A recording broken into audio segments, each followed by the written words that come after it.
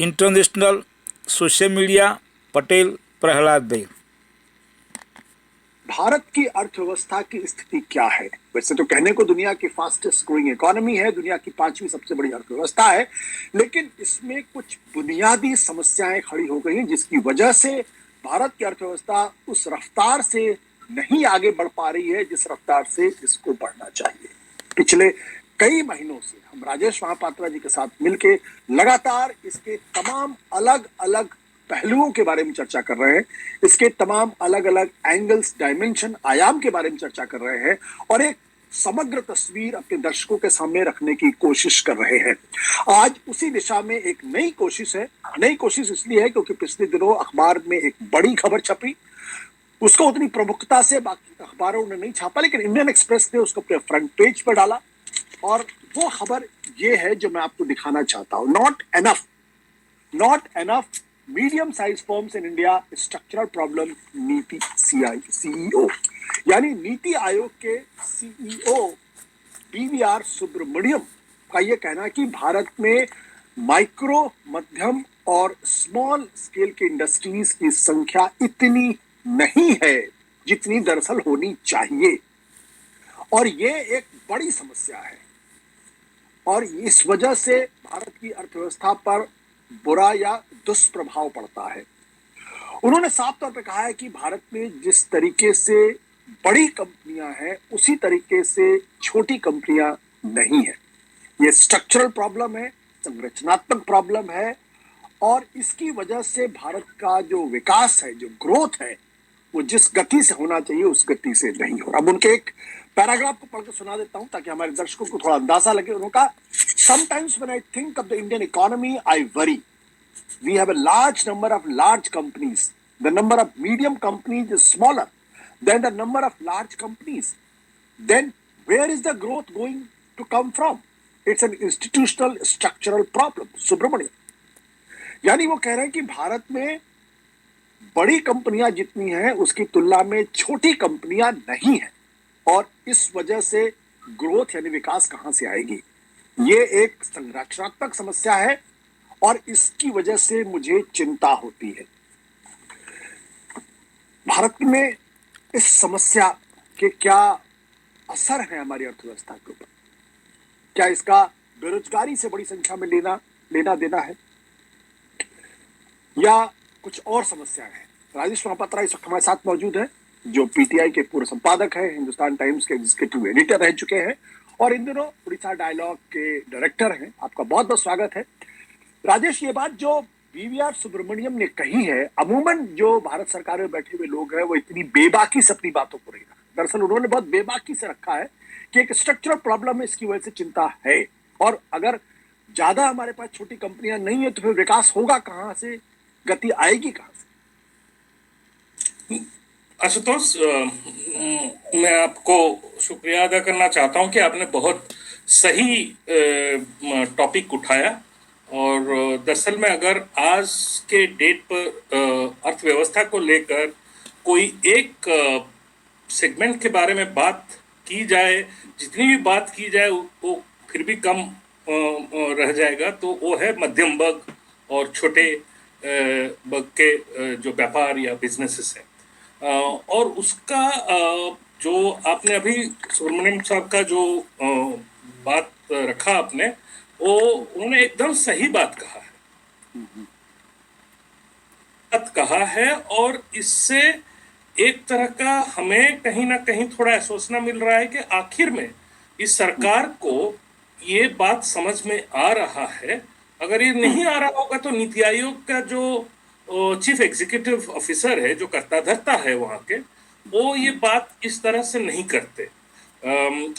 और ये हाल में कुछ ऐसे और भी बहुत सारे लोग सरकार में जो अच्छे पद पर हैं वो इस बात को काफी खुलकर बोल रहे हैं। इसका मतलब ये है कि सरकार को इस चीज का एहसास हो रहा है कि स्मॉल और मीडियम एंटरप्राइजेस जो है इनके हालत बहुत खस्ता हो रखा है और कहीं ना कहीं इसका जो प्रभाव पड़ रहा है पूरे अर्थव्यवस्था के ऊपर, वो ना कि देश के जनसमूह के लिए अच्छा है और शायद वो जो सत्ताधारी पार्टी है उसके राजनीति को भी प्रभावित कर सकता है। तो ये एक, और उन्होंने एकदम सही कहा। ये हमारे पास जो जितने सारे विकसित देश हैं, अगर आप उनको देखेंगे, सब लोग, हम लोग देखते हैं अमेरिका को, क्योंकि वो अमेरिका जो है कैपिटलिज्म का सक्सेस स्टोरी है। और कैपिटलिज्म का सक्सेस स्टोरी अमेरिका में जो बना है वो मिडिल क्लास और मिड साइज कंपनीज को लेकर बना है। जो सुब्रमण्यम कह रहे हैं बेसिकली, वो ये कह रहे हैं कि देखिए, जो बड़े कंपनियां हैं, और हमारे अब काफी बड़े कंपनियां हो गए, एक लेवल पे आके बड़े कंपनियों से जिस तरह का एफिशिएंसी की उम्मीद रखी जाती है, जिस तरह की ग्रोथ रेट हम लोग एस्पायर कर रहे हैं, वो बड़े कंपनियों से नहीं होगा। हम अगर पास्ट ट्रेंड्स को देखें तो लगभग हर समय स्मॉल और मीडियम एंटरप्राइजेस की जो ग्रोथ रेट रहा है वो कंपनियों के ग्रोथ रेट से ज्यादा तेज रहा है। दूसरा, आज का इकोनॉमी, आज का खेल इनोवेशन का खेल, इन्वेंशन का खेल है, एंटरप्राइज का खेल है, क्विक डिसीजन मेकिंग का खेल है, क्विक रेस्पॉन्स का खेल है। और ये सारे चीजों को लेकर जो एक मीडियम साइज एंटरप्राइजेस या स्मॉल एंटरप्राइजेस जितने बखूबी के साथ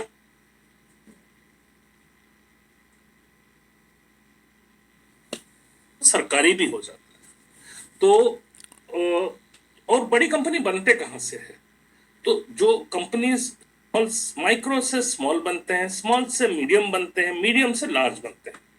लेकिन अगर ये जो मीडियम, जैसे आमतौर पे मान क्रिकेट गेम ले लीजिए, अगर हमारे क्रिकेट के मैदान में आज के डेट पर जो हिंदुस्तान का क्रिकेट टीम हर कप में लगा है, वो इसीलिए कि हर स्टेट में हम जाते हैं तो एक के ऊपर एक बल्लेबाज मिलते हैं, एक के ऊपर एक बॉलर मिलते हैं, फील्डर मिलते हैं, तो कंपटीशन बढ़ती है और हमारा पुल बहुत बड़ा हो जाता है, टैलेंट पुल, और उसमें से हम बेस्ट ऑफ द बेस्ट निकाल के ले जाते हैं इंटरनेशनल फील्ड में, तो हमारे लिए कप जीतते हैं।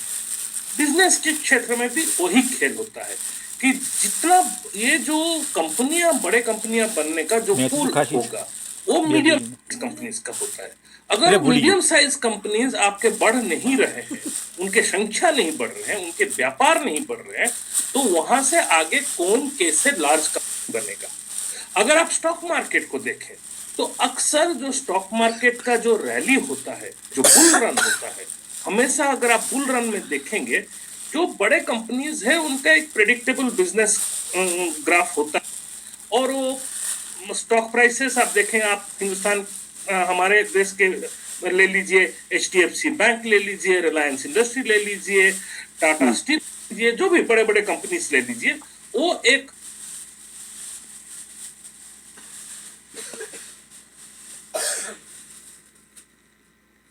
12% सालाना एवरेज में बढ़ते हैं स्टॉक उनके। लेकिन ये जो मीडियम साइज के जो कंपनी है, जिनके बड़े प्रॉमिस होते हैं, आपने देखा होगा, जितने बुल रन होते हैं वो मिड कैप स्टॉक उसको ड्राइव करता है। क्यों? क्योंकि मिड कैप्स का जो भविष्य का जो ट्रेजेक्टरी है, उसके ऊपर बेट लगा के आदमी उसका स्टॉक्स में इन्वेस्ट करता है। लेकिन वो कहानी कहीं ना कहीं अब एक तरह से कई सालों से अभी जो मिड लेवल है, इसमें एक तरह का स्टैग्नेशन आ गया है। और वही चीज इन्होंने दोहराया, जो इन्होंने ये नहीं कहा और जो हम सुनना चाहते हैं कि आखिर ये हालत हुआ क्यों। जी बिल्कुल, देखिए ये बहुत बड़ा सवाल है कि मतलब, क्योंकि आज की तारीख में 10 साल से भारतीय जनता पार्टी की सरकार है, उसके पहले 10 साल मनमोहन सिंह की सरकार थी, तो और ये वो समय माना जा रहा था जब भारत की अर्थव्यवस्था को बहुत फास्ट ग्रो करना चाहिए था। चाइना का जो रन था वो तकरीबन 10% लगभग 30 साल तक को ग्रो किया, और आज दुनिया की दूसरी सबसे बड़ी और अमेरिका को चैलेंज करने वाला देश बन गया। तो भारत में ऐसा क्या हुआ कि हमारे जो माइक्रो मीडियम स्मॉल इंडस्ट्रीज हैं वो उतना ग्रो नहीं कर पाए। हालांकि जो सुब्रमण्यम साहब है वो अपने वक्तव्य में टेक्नोलॉजी की तरफ इशारा करते हैं और साथ ही साथ वो इस ओर इशारा भी करते हैं कि जो जिस तरीके से रेगुलेशंस यानी हमारे यहाँ जो नियम कानून है उसका भी एक बड़ा कारण है जिसकी वजह से कंपनी ग्रो नहीं कर रही है या उतनी संख्या में कंपनी नहीं आ पा रही। ये भी उन्होंने कहा है, उसके तरफ इशारा किया है रेगुलेशन, और ये अच्छी बात है। मैं उम्मीद रखता हूं कि नीति आयोग इसके ऊपर ज्यादा डिटेल रिपोर्ट लाएगी और एक तरह से सरकार को इस बात का एहसास दिलाएगी कि इस सरकार के ही एक तरफ बोली एक होता है, काम और दूसरा होता है। हमारे प्रधानमंत्री जी ने हाल में कहा, उन्होंने भी इस चीज को माना और उन्होंने कहा कि रेगुलेशन जो है ओवर रेगुलेटेड होना नहीं चाहिए ये सेक्टर, कंप्लायंस बर्डन हमें कम करने की आवश्यकता है। एक तरह प्रधानमंत्री एक चीज कहते हैं लेकिन अगला दिन क्या होता है, अगला दिन एक के बाद एक नोटिस निकल जाता है। हर क्षेत्र में आप देखिए, फलाना कंप्लायंस करिए, फलाना रजिस्ट्रेशन करिए, और ले दड़ा के अलग अलग तरीके से पैसा लिया जाता है। और ये चीज सुब्रमण्यम साहब ने अपने वक्तव्य में रखा है कि भाई जब कंप्लायंस की बात आती है, बड़े कंपनी के पास, उसके पास कंसल्टेंट है, उसके पास चार्टर्ड अकाउंटेंट है, उसके पास टैक्सेशन एक्सपर्ट है, उसे कंप्लायंस करने में कोई दिक्कत ज्यादा नहीं होती है। आप जीएसटी की केस ले लीजिए, जीएसटी से सारे बड़े कंपनी बड़े खुश रहे क्योंकि उससे उन्हें फायदा ही हुआ, और वो जीएसटी कंप्लायंस के लिए उन्हें जो खर्चा करना है, उनके जो लेवल ऑफ ऑपरेशन है उसके हिसाब से वो कुछ भी नहीं है। लेकिन एक छोटा कंपनी, आप एक ले लीजिए ग्रोसरी स्टोर, हम बात कर रहे हैं एमएसएमई का, ज्यादातर ग्रोसरी स्टोर वो माइक्रो एंटरप्राइज कहला जाएगा क्योंकि सरकार के डेफिनेशन के डेफिनेशन के मुताबिक अगर आपके एंटरप्राइज में 1 करोड़ तक का पूंजी लगा है और 5 करोड़ तक का सालाना खरीद बेच हो रहा है तो आपको माइक्रो एंटरप्राइज कहा जाएगा। आप में अगर 5 करोड़ का पूंजी लगा है और 50 करोड़ तक का आपका खरीद बेच है तो आपको स्मॉल एंटरप्राइज कहा जाएगा। आप में अगर 50 करोड़ का पूंजी लगा है और 250 करोड़ तक का आपका खरीद बेच है कंपनी का सालाना, तो आपको मीडियम एंटरप्राइज कहा जाएगा। तो सुब्रमण्यम साहब जो इशारा कर रहे थे वो ये जो ऊपर 2 कैटेगरी को कर रहे थे, स्मॉल और मीडियम, क्योंकि वहीं से भविष्य के बड़े कंपनी निकल के आते हैं और वो कहीं ना कहीं वो प्रोसेस थोड़ा फ्रीज होते हुए हमें दिख रहा है और इसीलिए उन्होंने चिंता जताई और बहुत सही चिंता जताई। उन्होंने कहा है कि भाई ये रेगुलेशन तो बड़े कंपनियां कर लेते हैं।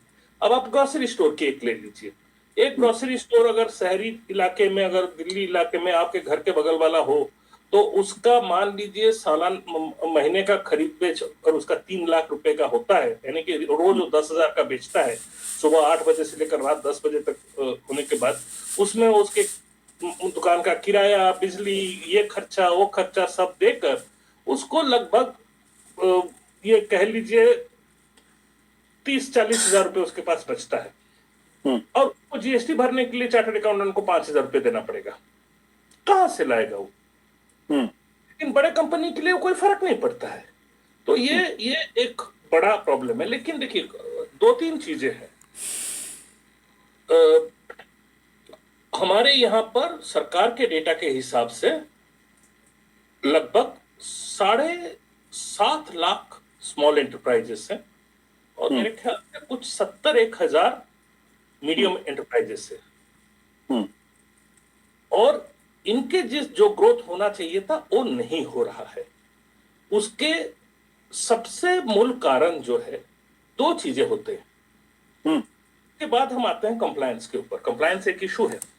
एक होता है पूंजी। कोई भी व्यापार को आगे बढ़ाने के लिए पूंजी की आवश्यकता है।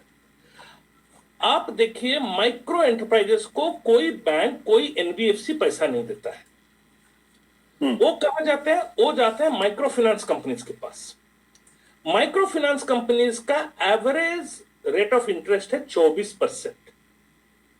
आप मुझे बताइए आज के जो समय है जहां पे एक ग्रोसरी स्टोर हो, ज्यादातर माइक्रो एंटरप्राइजेस को Amazon, Zomato Swiggy e commerce के साथ कंपटीशन करना पड़ रहा है, पहले जैसे वो अपना मार्जिन नहीं रख पा रहा है, उसको 24% अगर वो रेट पे इंटरेस्ट दे तो उसका अपने पास पैसा आने के लिए 50% मार्जिन तो होना मांगता है, 40% मांगता है। आज कोई भी बिजनेस में आपको, ये छोटे मोटे बिजनेस में, माइक्रो एंटरप्राइजेस के बिजनेस में आपको 40% मार्जिन मिलता है? नहीं मिलता है। तो हो क्या रहा है? Micro finance has now become a macro crisis. पूरे देश भर में अभी जबरदस्त रेट पे डिफॉल्ट शुरू हो गया है, क्योंकि ये जो छोटे व्यापारी हैं जो उधार लिए हैं 24% में, वो उधार भी चुका नहीं पा रहे, उनके धंधा ठप हो रहा है। तो ये कभी अब माइक्रो स्मॉल नहीं बन पाएंगे। अब आता है स्मॉल और मीडियम एंटरप्राइजेस। स्मॉल और मीडियम एंटरप्राइजेस को भी ज्यादातर बैंक से फाइनेंस मिलना इतना आसान नहीं है। वो जाते हैं एनबीएफसी के पास, नॉन बैंकिंग फाइनेंशियल कंपनीज जो और है, उनके पास भी जो है इंटरेस्ट रेट्स उनको लगभग 17-18% बैठ जाता है। उसके बावजूद भी इतना आसानी से उनको नहीं मिलता है लोन। तो एक तो पहले जब पूंजी का इतना दिक्कत है तो आदमी कैसे नया इन्वेस्टमेंट करेगा, कैसे स्केल बढ़ाएगा, कैसे अपना धंधा बढ़ाएगा। दूसरा होता है मार्केट। मार्केट मार्केट जो है, हिंदुस्तान का मार्केट में धीरे धीरे आपके जो कंपटीशन का जो एनवायरनमेंट था वो खत्म होते जा रहा है। एक तरह से हम कई अलिगोपोलीज बना दिए हैं। अब मुझे आप ये बताइए, टाटा कंपनी ये नमक बेचती है, चाय बेचती है, एयरलाइंस भी चलाती है, सॉफ्टवेयर भी बेचता है, एआई में, आर्टिफिशियल इंटेलिजेंस में भी जा रहा है, पावर कंपनी भी चला रहा है, गाड़ी भी बना रहा, अब गाड़ी भी बना रहा है, अब रियल एस्टेट में भी घुस गया। तो अडानी का ले लीजिए, Paper forms belong in a museum. Reliance का ले लीजिए, आप बिरला ग्रुप का ले लीजिए। तो चंद कुछ जो कॉन्ग्लोमरेट्स बने हैं, ये लोग इस सारे क्षेत्र में घुस जाते हैं। अब देखिए, कई लोग कहेंगे कि देखिए साउथ कोरिया का सक्सेस हुआ जहां 5-6 बड़े कॉन्ग्लोमरेट्स आगे को गए, लेकिन एक हम भूल जाते हैं कि साउथ कोरिया के जो 5 या 6 कंपनी, ह्यूंडई, सैमसंग, इनको बकायदा सरकार सपोर्ट की, वो ट्रेडेबल सेक्टर में थे, उनके वो ग्लोबल मार्केट में लड़ रहे थे, और इसीलिए उनको ये मजबूरन कॉम्पिटिटिव रहना पड़ा। और वो कॉम्पिटिटिव रहने के लिए इनोवेशन किए, प्राइस कॉम्पिटिटिवनेस रखे, और उसके असर डोमेस्टिक एनवायरनमेंट पर भी पड़ा। हमारे जो कंपनीज है ये ज्यादातर देखिए नॉन कॉम्पिटिटिव सेक्टर्स में है। कोई रोड बना रहा है, कोई पोर्ट बना रहा है, कोई एयरपोर्ट बना रहा है, एयरलाइन है, टेलीकॉम डुओपोली हो गया, एयरटेल वर्सेस जियो। तो इनको कॉम्पिटिटिव होने का कोई इंसेंटिव नहीं है, और वो इतने बड़े बन गए हैं कि जब भी कोई छोटा मोटा खिलाड़ी आता है तो उसको ये लोग खरीद लेते हैं, अपना बना लेते हैं। बिग बास्केट करके सही बात है, आप बड़ा पॉपुलर है, वो एक स्टार्टअप वेंचर शुरू हुआ। क्या हुआ, कुछ दिनों के बाद जब वो बढ़ गया तो टाटा ने उसको खरीद लिया। इस तरह से भतेरे स्टार्टअप्स को रिलायंस ने खरीद लिया है। सीमेंट, इंफ्रास्ट्रक्चर में अडानी ने कई सारे कंपनीज खरीद लिया है। तो ये जो लार्ज कंपनीज अभी हमारे हिंदुस्तान के अंदर है, और इनका जो बिजनेस मॉडल अभी बन चुका है, ये यहाँ पर कंपटीशन को आगे बढ़ने नहीं देता है, और जिसके कारण वो कंपटीशन को बढ़ने नहीं देना चाहता है। तो इसीलिए मीडियम और स्मॉल एंटरप्राइजेस का एक मार्केट एक्सेस बड़ा इशू बन गया है। अब आपको कहाँ बन पा रहा है? तो हर जगह स्मॉल और मीडियम एंटरप्राइजेस को, उनके पास संबल नहीं है कि वो अपना टेक्नोलॉजी रिसर्च करे, वो अपना टेक्नोलॉजी बनाए, वो इनोवेशन करते हैं। उनकी इनोवेशन इनोवेशन होता है, प्रोडक्ट इनोवेशन नहीं होता है। प्रोडक्ट इनोवेशन में हमेशा सरकार की सहायता चाहिए होता है या दूसरी तरफ का सहायता आता है। जब ऐसे अभी जैसे हाल में मेरे ख्याल से सुब्रमण्यम साहब ने भी जिक्र किया है, सरकार में अभी एक अनाउंसमेंट हुआ है कि भाई छोटे व्यापारियों को कॉलेज और यूनिवर्सिटी के स्टूडेंट और टीचर हेल्प करेंगे, मेंटोर करेंगे। ये बेसिकली कोई ओरिजिनल आइडिया नहीं है, हम जर्मनी से चुराने की कोशिश कर रहे हैं। जर्मनी का बड़ा सक्सेसफुल एक प्रोग्राम रहा, जहाँ के हर यूनिवर्सिटी और हर कॉलेज के टीचर जो है वो लोग छोटे छोटे एंटरप्राइज को अडॉप्ट करते थे और उसका बहुत बड़ा सक्सेस स्टोरी हुआ, सक्सेस स्टोरी हुआ। अब हम यहाँ पे ये करना चाहते हैं, पर हमारा प्रॉब्लम ये है कि सर हमारे कॉलेज और यूनिवर्सिटी टीचर को अपने कॉलेज में ना पढ़ना आता है ना पढ़ाना आता है। ये दूसरों को बाहर जाके क्या पढ़ाएंगे क्या सिखाएंगे। और ये एक स्लोगन ही है, कहीं हो भी नहीं रहा है, ये कहीं भी हो गया क्या, कहीं नहीं हो रहा है। दूसरा टेक्नोलॉजी, हमने बहुत बड़े सारे अनाउंसमेंट किए हैं, लेकिन जमीनी हमारे पास बहुत सारे अच्छे अच्छे प्रोग्राम हमने किया है, हमने फलाना पोर्टल ये बनाया है, लेकिन जमीनी हकीकत ये है कि टेक्नोलॉजी का कोई खास सहायता इनको नहीं मिल रही है। अगर मिल रही है कोई तो डायरेक्ट कुछ प्राइवेट कंपनी से मिल रही है, कहीं गूगल अपना इंटरेस्ट आगे करने के लिए कुछ सपोर्ट कर रहा है, तो माइक्रोसॉफ्ट अपना इंटरेस्ट आगे करने के लिए कहीं सपोर्ट कर रहा है, लेकिन सरकार की तरफ से कुछ नहीं हो रहा है। तो इस तरह के प्रॉब्लम है। तो आज के समय में अगर आप ऑनेस्टली मुझे एक आखिरी सवाल राजेश, एक आखिरी सवाल, कुछ लोग ये भी कहते हैं कि दरअसल जो स्मॉल और मीडियम इंडस्ट्रीज थी वो चौपट इसलिए हुई क्योंकि सेल्फ इन्फ्लिक्टेड वुंड। पहला तो आपने जिस तरीके से डिमोनेटाइजेशन कर दिया रातों रात, उसके बाद आपने जिस तरीके से लॉकडाउन किया कोविड के दौरान, और तीसरा जिस तरीके से जीएसटी लागू किया, इन तीनों का कितना बड़ा कंट्रीब्यूशन है एमएसएमई के सेक्टर को खत्म करने में, और जिसकी वजह से बड़े पैमाने पर जॉबलेसनेस, जब बड़े पैमाने पर सोशल कॉन्फ्लिक्ट डेवलप करा। सही बात है। जवाब चाहूंगा। नहीं, देखिए, एक तो पूरा आपको मैं एक डेटा पॉइंट देना चाहता हूँ। 2000 से 2015-16 तक लेकर एमएसएमई सेक्टर का ग्रोथ रेट, स्मॉल और मीडियम एंटरप्राइजेस का ग्रोथ रेट लार्ज एंटरप्राइजेस के ग्रोथ रेट से आगे रहता था हमेशा कंसिस्टेंटली। 16 के बाद उसमें गिरावट आई है उसका। पर अभी क्या हुआ है, बड़ी कंपनियों को लॉस करता है तो वो बैंकों का माफ हो जाता है, वो एनपीए में जाता है तो वो भाई बैंक को भी खा जाता है, स्मॉल इंडस्ट्री को तो बिग इंडस्ट्री खा जाती है। तो ईवीएम पीएम है, हर रोज झूठ बोलता है, तो 140 करोड़ पब्लिक में क्या संदेश जाता है।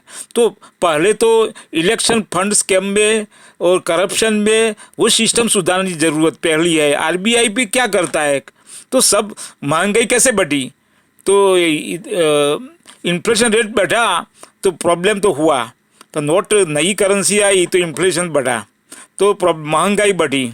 तो ईवीएम स्कैम मोदी, शाह, आदित्यनाथ, हिंदू मुस्लिम पाकिस्तान, भारत पाकिस्तान से कुछ भी करता नहीं है। और वो before, yet and after also always fail this government. No result because of GDP gone, currency gone, rupees value gone. महंगाई बढ़ गई, मीडियम क्लास जो पब्लिक है 100 करोड़ पब्लिक, आज इसके पॉकेट में खरीद शक्ति भी नहीं है। तो इसके झूठ बोलने का और मीडिया वाला क्या करता है, वाह वाह करता है मोदी का खर्चा कितना है। लाल बहादुर शास्त्री जैसा पीएम चाहिए।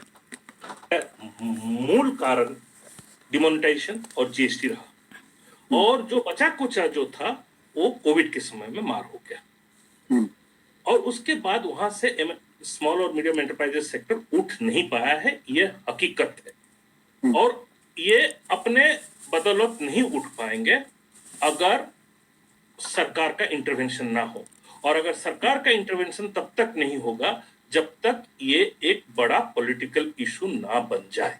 सरकार अच्छी नहीं है। एक और सवाल है, सच बोलो। ये कारण जिसकी वजह से मैन्युफैक्चरिंग सेक्टर का जो कंट्रीब्यूशन है जीडीपी में वो लगातार नीचे जा रहा, 15% जीडीपी तो उंडी खीर में बस फंस गया, कुएं में चला गया है। एमएसएमई का शेयर जो है हमारे जो टोटल जीडीपी के अंदर है वो लगभग 30% है। जीडीपी के फिगर्स लाई है, जीडीपी तो माइनस है। ज्यादा इंपॉर्टेंट है एक्सपोर्ट्स।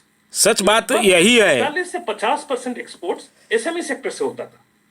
अभी जो आपको एक्सपोर्ट सेक्टर में धीमी मंदी दिखाई दी है, जो एडिशनल स्टिमुलस हमारा जीडीपी ग्रोथ के लिए चाहिए वो नहीं आ रहा है। उसके मूल कारण ये है कि एसएमई सेक्टर जो है वो एक्सपोर्ट मार्केट में लड़ नहीं पा रहा है, और जो आप गिरावट देख रहे हैं वो उसका, जब अगर आप दूसरे तरफ कहते हैं कि भाई डिमांड नहीं है, कंजम्पशन डिमांड नहीं है, उसका भी एक तरह से कारण आप समझ सकते हैं कि एसएमई सेक्टर, क्योंकि एसएमई सेक्टर रोजगार पैदा करता है सबसे ज्यादा। कई गुना ज्यादा जो रोजगार पैदा करता है बड़ी कंपनियों से। अब वहां रोजगार पैदा हो नहीं रहा है, और जो रोजगार है उसमें जो लोग हैं उनकी कोई आर्थिक अभिवृद्धि का कोई ज्यादा स्कोप दिखाई नहीं दे रहा है। और सबसे बड़ा चीज ये है कि अमेरिका हो, जर्मनी हो, जापान हो, वहां आप देखेंगे लार्ज कंपनी ही मदद करते हैं मिडिल साइज कंपनी को बढ़ने के लिए, वो अपना काम का ऑर्डर देते हैं। हाँ, पर इंडिया में तो उल्टा है, उदाहरण है हमारी जो ये बड़ी कंपनियों छोटी कंपनियों को खा जाती है। आया 90 के दशक में, उसके सिर्फ एक ही कारण है, मारुति जैसे एक बड़े कंपनी बनाया, हमने ये एक कॉन्ट्रैक्ट बनाया कि भाई मारुति का प्रोडक्शन इंडिजिनाइज होगा। इसका मतलब क्या है कि जो हम जापान से पार्ट्स लाके पहले बना रहे थे वो धीरे धीरे रिप्लेस होंगे, यहाँ हमारे पार्ट्स बने। तो एक से एक कंपनी यहाँ पर बने, संवर्धना मदरसन कह लीजिए, सोना स्टीयरिंग कह लीजिए, रिको इंडस्ट्रीज कह लीजिए, सनसेरा इंजीनियरिंग कह लीजिए, और ये ऑटो कंपोनेंट्स इंडस्ट्री बाद में जाकर वर्ल्ड मार्केट के लिए एक्सपोर्टर बन गए। ऐसे बनता है। इस तरह का रणनीति अभी मुझे कहीं दिखाई नहीं दे रहा। राजेश, आपने बहुत अच्छे तरीके से चीजों को हमारे दर्शकों के सामने रखा। उम्मीद है कि हमारे दर्शक इस बात को समझ रहे होंगे, भारी गड़बड़ है, चिंता का विषय गड़बड़ है। ईवीएम स्कैम बिग गड़बड़ है, जो बढ़ रही है, ग्रेट गड़बड़ वो है ईवीएम स्कैम। मोदी शाह, आदित्यनाथ योगी जब तक उस पर सरकार वो जाएंगे बाद देश के रास्तों को बेहतर नहीं करेगी, में प्रोग्रेस शुरू हो जाएगा। इनमें से कुछ छोटी कंपनियां बहुत बड़ी कंपनियां भी नहीं बन पाएंगी, और साथ ही साथ रोजगार का जो की समस्या है उसका भी समाधान नहीं कर पाएंगे। उम्मीद है कि जब सरकार में चिंता हो रही है तो कुछ न कुछ कदम उठाने की कोशिश करेंगे, लेकिन सरकार सरकार फेल्योर है, 10 साल से फेल्योर है। धन्यवाद, नमस्कार।